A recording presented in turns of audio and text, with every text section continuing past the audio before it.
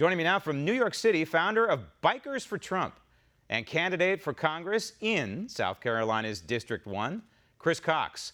Chris, before we talk about politics, tell me what's going on in South Carolina. You must be in touch with folks there, your family, your friends. How are they handling the storm?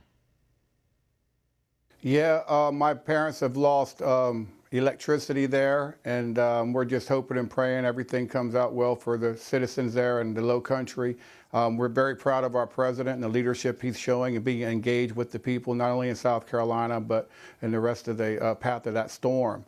Governor McMaster is doing a very good job in keeping everybody informed, and if everybody just pays close attention and I'm sure they'll get through it just fine. Right, that's the key thing. Pay attention, listen to local law enforcement and local officials as they give out information. Now, going from Bikers for Trump to a political position and running for Congress seems to be a natural progression. Is it for you?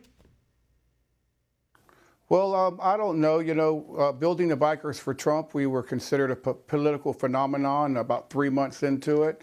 When I turned it over to my first lieutenant, Dale Herndon, we had about 300,000 or close to 400,000 people follow us with about 120,000 active members we could put our fingers on at any time. And so in my efforts to serve my country and the president, I decided that this might be a good opportunity for me to get in here to the 1st District and try to turn it red again. Many of your listeners probably don't know that it's been Republican for about 38 years. Right. And Joe Cunningham's in there now. He's voting about 86% of the time with Maxine Waters, if that tells you anything. Well, let's look at this constitutional midget that you're running against, and that's what he is. You know, he hasn't been there very long, but we can see his record.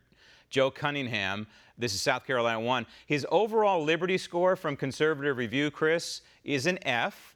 He's got an F for the Second Amendment, F for the budget, F for immigration. Low-hanging fruit, if you happen to care about the Constitution, if you happen to care about guns, if you happen to care about national security, and I think that the folks in South Carolina, in the Charleston area, care about those things and deserve better.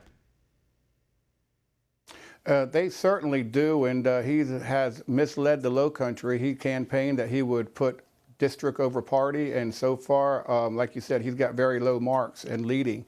But I'd like to talk more about what I'm going to do and less about what he's doing. We had an article come out by the DCCC criticizing my relationship with the president and where I stand. I'm very proud of the fact that they picked on me first. And I'd like to thank them for pointing out exactly where I stand. I'm not part of the hierarchy of politics, and I never will be. I'm here for the common man because I'm a common man. And I'm here to not only for the people who have, but for the people that have not.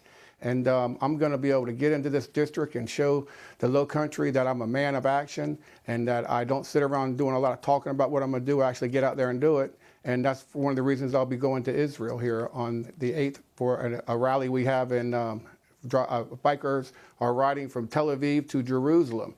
And we're going to be going to the Living Memorial. And that Living Memorial is the only memorial outside of the United States that is built from the steel of a tower and has all of the names of the victims on there. And it serves as an example of the unwavering support that Israel has for the United States. Right, and you're 100% pro-Israel. And Chris Cox supports a lot of other things that the President of the United States supports, including tax cuts. But the thing on the list that I like the best, you have tax cuts, you're also pro-life, you also want the wall, and you want total border security. Those are all wonderful things.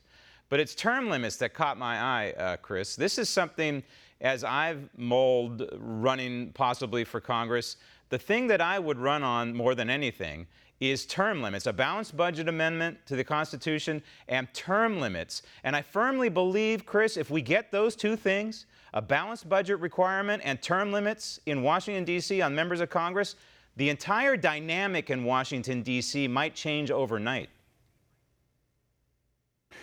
You couldn't be more right, Graham. We need members of Congress to get in there, get their hands dirty, roll up their sleeves, and get the job done. Not see this as a career that's going to last over decades. And so I would be willing to put a self-imposed term limit on myself, and after 3 terms, I would step down. After hopefully identifying the next person to fill my shoes. Well, how about someone who sees the value of putting America first? Yeah. Well, how about we all work together to term limit everyone, because we don't want to term limit good people like you prematurely. Let's get the dead wood like Nancy Pelosi out of there as soon as possible. I couldn't agree more. All right. So your website is moving forward. We have to be able to lead by example. Right. I agree. In the end, I agree. ChrisCox.com or ChrisCox2020.com. That's the website, correct? Yes, sir. Thank you so much. ChrisCox2020.com. Good luck to you, Chris. Want to see more videos like this? Click on the link below and subscribe to One American News on YouTube, and call your cable provider and kindly demand that One American News is added to your lineup. Call and subscribe today.